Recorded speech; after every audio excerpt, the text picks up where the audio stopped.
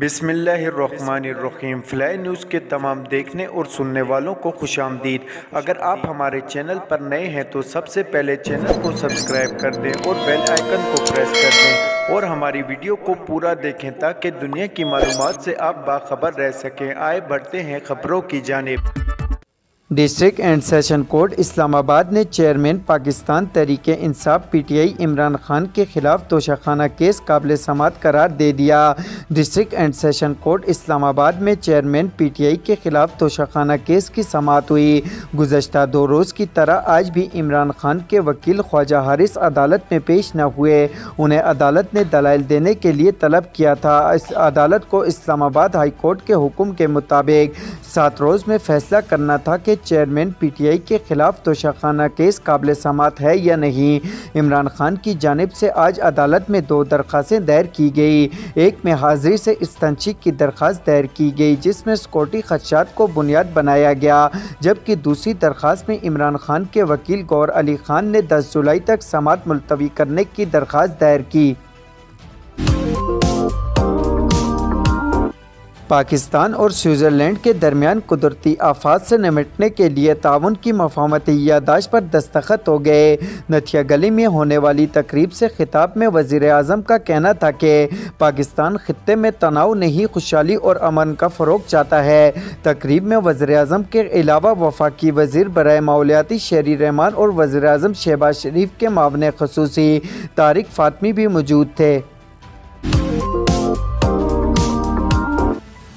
हुकूमत ने सरकारी मुलाजमीन के प्रोविडेंट फ़ंड की शरह मुनाफा में इजाफे की मंजूरी दे दी।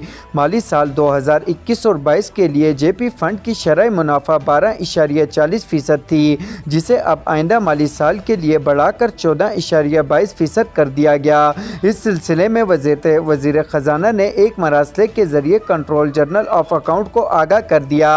वाज़ेह रहे कि वफाकी हुकूमत ने बजट में सरकारी मुलाजमीन की तनख्वाहों में 35% और पेंशन में 17.5% इजाफा किया, जिसका नोटिफिकेशन भी जारी कर दिया गया। दरियाए चनाब और मेलका नदी नालों में आज से 10 जुलाई तक ऊंचे दर्जे के सैलाब की वार्निंग जारी कर दी गई।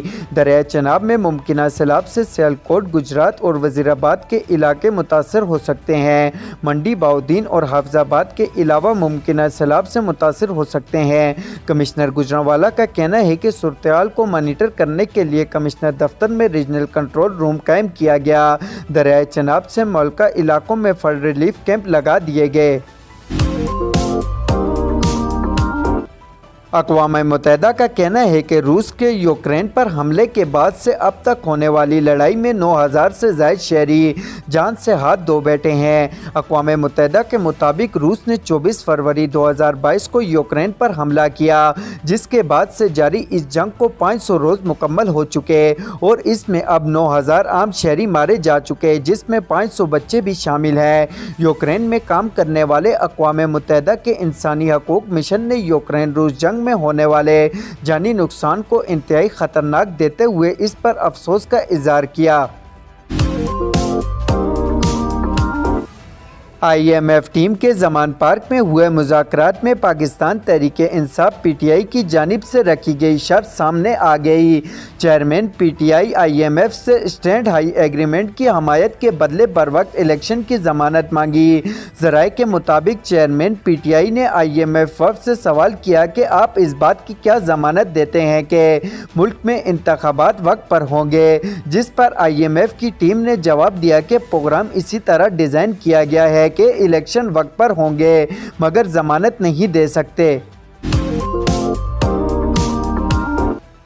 मुल्क के मुख्तलिफ एयरपोर्ट्स पर तैयारों से परिंदे टकराने के वाक़यात में इजाफा हुआ, जिसके बायस लाखों डॉलर का नुकसान हो चुका है।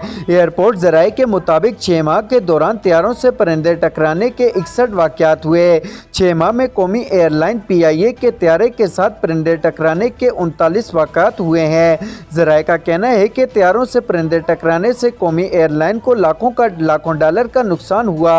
4 वाक़यात में तैयारों के इंजन को नुकसान पहुंचा, बहुत सी परवाज़ें मनसूख करना पड़ी। सबसे ज़्यादा परिंदे टकराने के वाक़यात जिन्ना इंटरनेशनल एयरपोर्ट कराची पर हुए। लेबनान में मस्जिद के अंदर फायरिंग का वाक़या पेश आया जिसमें एक शख्स जाँ बाक हो गया। गैर मुल्की मीडिया के मुताबिक सिक्योरिटी एहलकारों की जानिब से बताया गया है कि फायरिंग का वाक़या जुम्मे के रोज़ इस वक्त पेश आया जब नमाजी मस्जिद में नमाज अदा कर रहे थे।